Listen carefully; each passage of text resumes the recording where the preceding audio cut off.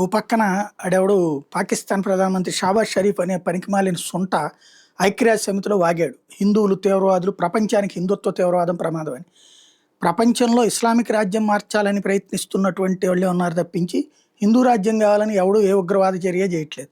లేదా అన్ని మతాల మీద దాడులు చేసే కల్చరు ఇస్లామిక్ టెర్రరిస్టులకు ఉంది తప్పించి, మా దేవుడు తప్పించి ఇంకెవరు దేవుడు కాదు అని చెప్పేటటువంటిది వాళ్ళకుంది తప్పించి, ముక్కోడి దేవతలు అలాగే ఎవరి మతానికి సంబంధించిన వాళ్ళ దేవుళ్ళు పూజించుకోవాలి తప్పేం లేదని చెప్పేటటువంటి సహనశీలురైనటువంటి వాళ్ళు హిందువులు. కానీ హిందువుల్ని ఉన్మాదులుగా చూపించే వికృత చేష్టలు జరుగుతున్నటువంటి వేళ వాళ్ళంటికి బుద్ధి వచ్చేటటువంటి అంశం. నైజీరియా అధ్యక్షుడు చెప్తున్నాడు ఇప్పుడు.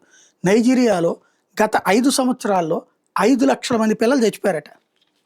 5 సంవత్సరాల్లో 5 లక్షల మంది 5 లక్షల మంది పబ్లిక్ చచ్చిపోయారు.